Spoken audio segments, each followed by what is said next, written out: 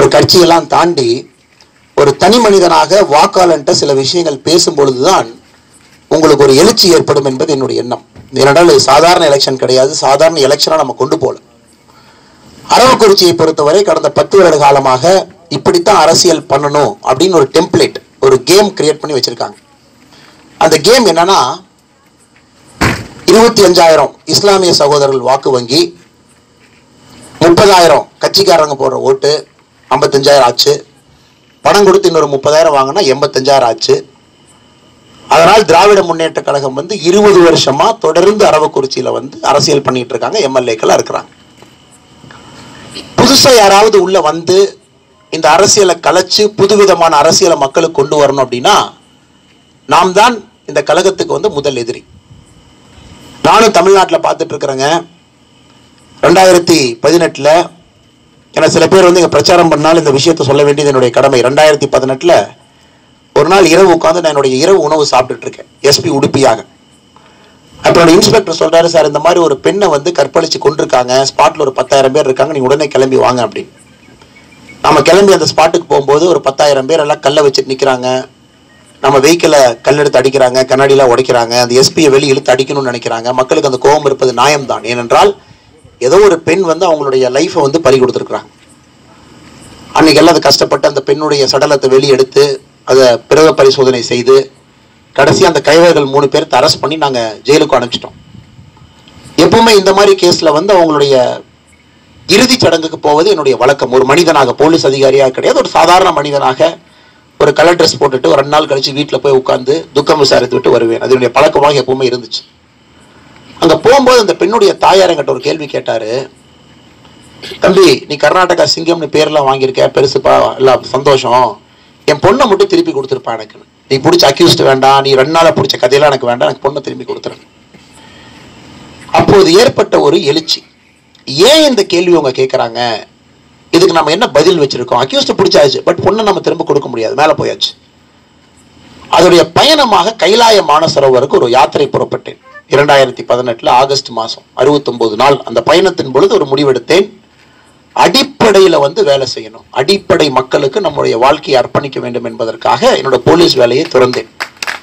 10 வருட காலம் கர்நாடகாவில் என்னை கேள்வி யாரும் கிடையாது. அதுபோல ஒரு போலீஸ் அதிகாரம், மக்களுடைய முழு நம்பிக்கை, சீஃப் மினிஸ்டர்ஸோடைய முழு நம்பிக்கை, என்ன டெசிஷன் எடுத்தாலும் நம்பிக்கையோட நிற்கிற மக்கள். அப்படி ரொம்ப கஷ்டமா, ரொம்ப கடினமா வேலை விடும் பொழுது 1 முறை 2 முறை யோசித்தேன். நிறைய பேர் வேண்டானாங்க, பட் நான் ரொம்ப தெளிவாக இருந்தேன். ரொம்ப தெளிவாக எடுக்கப்பட்ட முடிவு அது கைலாசத்தில் எடுத்துட்டேன். கைலாயத்தில் இருக்கும்போது அந்த முடிவு எடுத்துட்டேன். ரொம்ப கஷ்டப்பட்டு என்னோட காவல்துறை பணியை விட்டுட்டு வெளியே வந்தேன். வெளியே என் பாட்டுக்கு சிவனேன்னு விவசாயம் பண்ணிட்டு இருந்தேன். என் பாட்டுக்கு சிவனேன்னு ஒரு அறக்கட்டளை நடத்திட்டு இருந்தேன். அது எனக்கு பிடிச்சிருந்தது, நடத்தினேன். அடித்தட்டு மக்களுக்கு இங்கிலீஷ் தெரியாதவங்களுக்கு இங்கிலீஷ் சொல்லிக் கொடுக்கணும், காலேஜில் போய் வேலை செய்யணும், மக்களை ஆளுமை மிக்க தலைவர்களாக மாற்றணும், பெண்களுக்கு தையல் பயிற்சி கொடுக்கணும். உங்களுடைய ஆடு தோட்டத்தில் இருந்தால் கூட 35,000 ஆட்டுக்கு எங்கள் அறக்கட்டளை சார்பாக ஊசி போட்டிருக்கோம். 700-800 மாட்டுக்கு அம்மா ஊசி போட்டிருக்கோம். கிராமமாக இயற்கை விவசாயம் சம்பந்தம் நம்முடைய தன்னார்வலர்களை போய் பேசியிருக்காங்க. எனக்கு நரேந்திர மோடி ரொம்ப பிடிக்குங்க, அதில் ரொம்ப பெருமைப்படுறேன். நான் அற்புதமான மனிதர். தமிழ்நாட்டில் சில பேருக்கு பிடிக்காம இருக்கலாம், சில டிவி சேனலுக்கு பிடிக்காம இருக்கலாம், அதை பற்றிலாம் நான் கவலைப்பட மாட்டேங்க. எனக்கு அவரை பிடிக்கும், அருகாமையிலிருந்து பார்த்துருக்கேன். அவருடைய அழைப்பை ஏற்று பிஜேபி கட்சியில் சேர்றேன். எப்போ நான் பிஜேபியில் சேர்றேனோ அப்போ இருந்து உங்களுக்கு பிரச்சனை. தமிழ்நாட்டில் குறிப்பாக திராவிட முன்னேற்ற கழகத்துக்கும் ஒரு சேனலுக்கும் பிரச்சனை.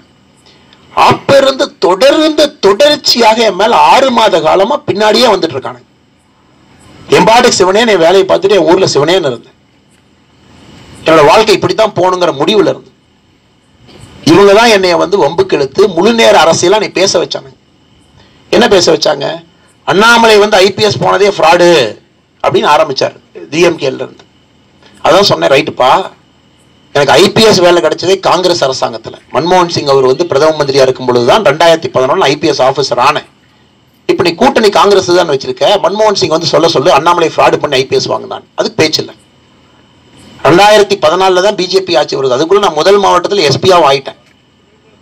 அதற்கப்புறம் அந்த முழு பணியை முடித்து விட்டு இங்க இருக்கும்போது ஆடு வளர்க்கிறது என்னை பொறுத்தவரை தப்பு கிடையாது. ரெக்கார்ட் பண்ணிக்க ஒண்ணு ரெக்கார்ட் பண்ணி ரெக்கார்ட் பண்ணிட்டோம் ரெக்கார்ட் பண்ணுங்க ஒண்ணும் இல்ல பண்ணுங்க சார் பண்ணிட்டு ஒன்றும் பிரச்சனை. அதுக்கப்புறம் முழு நேரமா வந்து ஆடு வளர்த்துக்கிட்டு இருக்கேன் தோட்டத்தில் இருந்து. ஆடு வளர்ப்பது தவறு, ஆட்டுக்குட்டின்னு ஒரு பேர், ஆட்டுக்குட்டி அப்படின்னு சொல்லிட்டு கிளம்பி வர்றாங்க. உதயநிதி ஸ்டாலின் இதே அரவக்குறிச்சிக்கு வந்து ஆட்டுக்குட்டியை பிடிச்சி ஆட்டுக்குட்டியை தூக்கி இங்க வந்து போஸ்ட் கொடுத்துட்டு போறாரு. கேட்டா ஆட்டுக்குட்டி அண்ணாமலை. சரி நீங்க அதை பண்ணிட்டு போங்க, பிரச்சனை இல்லை. ஆடு வளர்த்ததை எங்க அப்பா நீ படிக்க வச்சாரு, நான் சைக்கிளில் போனேன் படித்தேன். எனக்கு உங்களை மாதிரி பெரிய ரேஞ்ச் ரோவர் கார்ல நான் போகல. எனக்கு அந்த மாதிரி தந்தை தாய் கிடையாது. தனி மனிதன், தனி உழைப்புல எங்க அப்பா அம்மாவோட ஆசீர்வாதத்தை ஒரு தூரம் நடந்து வந்திருக்கேன். ஆட்டுக்குட்டின்னு பேர் வச்சிங்க, அதுவும் பண்ணுங்கடா. அதற்கப்புறம் அரவக்குறிச்சி இந்த பண அரசியலை உடைக்கணும் அப்படிங்கறக்காக அரவக்குறிச்சியில வேட்புமனு தாக்கல் பண்ணி உள்ள வர்றேன். அந்த நண்பருடைய கட்சியை சேர்ந்தவங்க 20 பேர் சென்னையிலிருந்து லாயர் வந்து வேட்புமனுவை ஏத்துக்கூடாதுங்கிறாங்க. என்னையா வேட்புமனுல பிரச்சனை? அண்ணாமலை மேல கேஸ் இருக்கு, வேட்புமனு ஏத்துக்காது. என் மேல என்னங்க கேஸ் இருக்கு? கட்சியில சேர்ந்த உடனே முதல் நாள் என்னை வரவேற்று கோயம்புத்தூர் ஏர்போர்ட்ல பட்டாசு வெடிச்சாங்க, அதுக்கு முதல் கேஸ். கொரோனா டைம்ல வேல் யாத்திரையும் போது மாஸ்க் போடாம பேசினேன், 2வது கேஸ். அரவக்குறிச்சியில பிஜேபி ஆபீஸை திறந்து வச்சேன், அதுக்கு ஏதோ போலீஸ் பர்மிஷன் கொடுக்கலன்னு 3வது கேஸ். இப்ப பிஜேபி வேட்பாளரா டிக்ளேர் பண்ணதுக்கு அப்புறம் Aravakurichi BJP election office open பண்ணேன், 4வது கேஸ். இது கேஸ். இந்த கேஸ் எல்லாமே வேட்புமனுல சொல்லி இருக்கும். அதுக்கு இவங்க என்ன சொன்னாங்க? இல்ல சரியா கேஸ் சொல்ல, எங்கிட்ட ஆள் கடத்தல் கேஸ் இருக்கா, மணல் கடத்தல் கேஸ் இருக்கா, அண்ணாமலை ஒரு ஃப்ராடு, அண்ணாமலை மேல கேஸ் இருக்கு. சரி அதையும் சொல்லிக்க. அதுக்கடுத்து எம்பாட்டுக்கு 7 தனி மனிதல் தாக்குதல் பண்ணாம அரசியல் பண்ணிட்டு இருக்கேன். இப்ப என்ன ஆரம்பிச்சிருக்கானுங்க? அண்ணாமலை வந்து கர்நாடகாவில் ஒரு கேஸ் இருந்துச்சு அவர் மேல, அந்த கேஸுக்கு பயந்து போய் பிஜேபியில சேர்ந்தாரு, அதனாலதான் பிஜேபி வந்து இங்க இருக்கு, அதனால அவருக்கு ஓட்டு போடாதீங்க. தொடர்ச்சியாக தொடர்ந்து உங்களுக்கு என்னடா பிரச்சனை, உங்களுக்கு என்னதானா பிரச்சனை தமிழ்நாட்டில்? கலைஞர் மாதிரி நான் சொல்லணுமா? சர்க்கரை ஊழல்ல வந்து சர்க்கரை வாங்குறாரு, ஊழல் பண்றாரு. மக்கள் கேட்கறாங்க எங்கேயா சர்க்கரையை வரல. கலைஞர் சொல்றாரு சர்க்கரையை வந்து எறும்பு சாப்பிட்டுருச்சு. சரி சர்க்கரை தான் எறும்பு சாப்பிட்டுச்சுன்னா சர்க்கரைக்கு வச்சு இந்த சாக்கு எங்கேயான், சாக்க கரையான் சாப்பிட்டுருச்சுங்கிறார். அந்த மாதிரி நான் ஊழல் பண்ணனா, கூவம் நதியை கிளீன் பண்றதுக்கு அரசு பணம் கொடுக்குது, அரசு அதிகாரிகள் செக் பண்ண போடுறாங்க. கலைஞர் காலத்துல செக் பண்ண போகும்போது கலைஞர் சொல்றாரு கூவத்துக்குள்ள போவாதீங்க, முதல்ல கடிச்சு துப்பிடும். அந்த மாதிரி ஊழல் பண்ணனா, சர்க்காரியா கமிஷன் ரிப்போர்ட் சொல்லுது கலைஞர் எப்படி வந்து ஹைவேல ஊழல் பண்றாரு, பிரிட்ஜில் ஊழல் பண்றாரு, சயின்டிபிக் கரப்ஷன், விஞ்ஞான ஊழல்வாதிங்கிறாங்க. அந்த மாதிரி பண்ணனா, அந்த மாதிரி குடும்பத்துல பிறந்தனா, அந்த மாதிரி நான் வந்தனா, உங்களுக்கு என்னதான்டா பிரச்சனை? அரவக்குறிச்சியில என்னதான் பண்ணான்னு வெளியே போயிடணுமா? நீங்க இந்த ஃபார்முலா யாரும் உடைக்க கூடாதா? இஸ்லாமியர் ஃபார்முலா உடைக்கூடாது, பணரசியல் ஃபார்முலா உடைக்கூடாது. ஓட்டுக்கு வந்து மக்கள் பிச்சை எடுக்கணும் உங்ககிட்ட, மக்களை ஏழையாவே வச்சிருப்பீங்க, ஒருத்தனை வரக்கூடாதுங்க. எலெக்ஷனுக்கு முன்னாடி நாள் நீ 1000 ரூபாய் தூக்கி போட்டா நாய் மாதிரி லப்புன்னு நாங்க பிடிச்சிக்கணும், உனக்கு ஓட்டு போடணும். 20 வருஷமா இப்படித்தான் அரசியல் பண்ணிட்டு இருக்கீங்க. இது யாரும் கேட்க கூடாது. கேட்டா உடனே தனி மனித தாக்குதல், மைக்கா போட்டு ஊரெல்லாம் பிரச்சாரம் பண்ணுவீங்க. என்னதான் நடக்குது இந்த அரவக்குறிச்சியில? கேள்வி கேட்க ஒருத்தனும் வரக்கூடாது. மக்கள் யாராச்சும் நம்ம பின்னாடி சேர்ந்தா சர்வே பணம் கொடுத்து டிவியில சர்வே போடுவீங்க, அண்ணாமலை அரவக்குறிச்சியில தோப்பாரு அப்படின்னு போட்டுக்க. பேப்பர்ல பணம் கொடுத்து அண்ணாமலை அரவக்குறிச்சியில தோப்பாருன்னு போட்டுக்கடா, என்ன வேணுமோ போட்டுக்க. தனி மனித தாக்குதல் எதுக்கு பண்ற? பாரத பிரதமர் எதுக்கு தனி மனிதல் தாக்குதல் பண்ற? அவர் உனக்கு என்ன தப்புனாரா? திராவிட முன்னேற்ற கழகத்துக்கு தப்புனாரா? ஸ்டாலினுக்கு தப்புனாரா? ஊழல்வாதியா இருந்தாரா? அவர் மேல ஒரு ரூபாய் ஊழல் சொல்லு. நான் பாரத பிரதமர் நரேந்திர மோடியுடைய சிஷியன்னு சொல்றதுக்கு எனக்கு பெருமை. அது உனக்கு பிரச்சனையா? இருந்தா இருந்துட்டு போய் போகும். என்ன இந்த எலெக்ஷன்ல தோக்கடிப்பியா? தோக்கடிச்சுட்டு போய்க்க. என்ன ஆள் வச்சு பூத்தை செட் பண்ணுவியா? செட் பண்ணிட்டு போய்க்க. நான் பல்லவட்டியில புர்கா போட்டு கள்ள ஓட்டு போடுவியா? போட்டுக்க. அதுக்கெல்லாம் பயப்படுறாள் நான் கிடையாதுங்க. உங்க ஊருக்கு வந்து சொல்லிட்டு போறது, என்ன நடந்தாலும் இந்த அண்ணாமலை ஏப்ரல் 6ஆம் தேதி எலெக்ஷன் வரைக்கும் இங்க நிப்பான். அதுல ஒரு மாற்றம் 1 இன்ச்சு பின்னாடி போகுது. என்ன வேணாலும் தாக்குதல் நடத்திக்க. என் கட்சிக்காரன் அடிச்சு 7 எஃப்ஐஆர் இது வரைக்கும் ஆயிருக்கு. யாராச்சும் போய் நம்ம போஸ்ட் விட்டா போஸ்டர் கிழிக்கிறது, நைட்டு கட்சிக்காரங்களை வந்து கை வைக்கிறது. கனிமொழி வந்துட்டு போன அன்னைக்கு 2 கட்சிக்காரங்க மண்டையை உடைச்சிருக்கீங்க. ஏன்னா அண்ணாமலை அப்படியே வைலன்ஸ் ஆரம்பிச்சு திரும்ப நான் கை வச்சுட்டா, டேய் உன்னை மாதிரி எவ்வளவு பேர்த்த தூக்கி போட்டு மூச்சிருப்பேன். அரசியல் வந்ததுக்கு அப்புறம் பொட்டாட்டு இருக்குன்னு இருக்கேன். செந்தில் பாலையெல்லாம் தூக்கி போட்டு மூச்சுனா பள்ளிகள்லாம் வெளியே வந்துடும். அந்த மாதிரி எவ்வளவு பெரிய ஃப்ராடெல்லாம் பார்த்துட்டு வந்திருப்பேன். நீங்கெல்லாம் ஒரு ஆளுக, நீங்கெல்லாம் ஒரு இது. உனக்கு நான் பயந்து கை வச்சா நீங்க வைலன்ஸ் பண்ணி அண்ணாமலை வைலன்ஸ் பண்றான்னு மாத்துவியாமா. அதனால இங்க இருக்கிற திமுக காரனுக்கு எச்சரிக்கை வச்சுட்டு போறேன். நான் வன்மத்தை கையில் எடுப்பதற்கு தயாராக கிடையாது. அகிம்சைவாதியாக அரசியல் போராட்டத்தை நடத்தி கொண்டிருக்கின்றேன். எனக்கு இன்னொரு முகம் இருக்கு, அது கர்நாடகா முகம், அங்க காட்ட வேண்டாம்னு நினைக்கிறேன். வந்து வீடியோ எடுத்துட்டு போ, எலெக்ஷன் கமிஷன் கொடுப்பியா கொடுத்துக்க. நான் இதுக்கெல்லாம் பயப்படலாம். நான் நியாயப்படி தர்மப்படி என்ன இருக்கோ பண்ணும். ஊர் மக்கள் இவ்வளவு தூரம் தண்ணியால சண்டை போறது உங்களுக்காக. தயவு செஞ்சு நீங்க அதை புரிஞ்சுக்க. அந்த அக்ஷய தேவாடிக்கு அவரோட அம்மா அந்த கேட்ட கேள்விக்காக என் பொண்ணை திரும்ப கூட ஒரே காரணத்துக்காக தான் போய். நான் அரசியலாம் பேசலீங்க. நீங்க பிஜேபி ஓட்டு போடுங்க, ஓட்டு போடாம போக உங்களுக்கு பிடிச்சது. நான் தனி மனித சுதந்திரம் நான் எப்படி உங்களுக்கு சொல்லுவேன்? அண்ணாமலைக்கு ஓட்டு போடுங்க, ஓட்டு போடாம போகாது. உங்களுக்கு இருக்கிற தனி மனித சுதந்திரம் அதெல்லாம் கெடுக்க வரும்.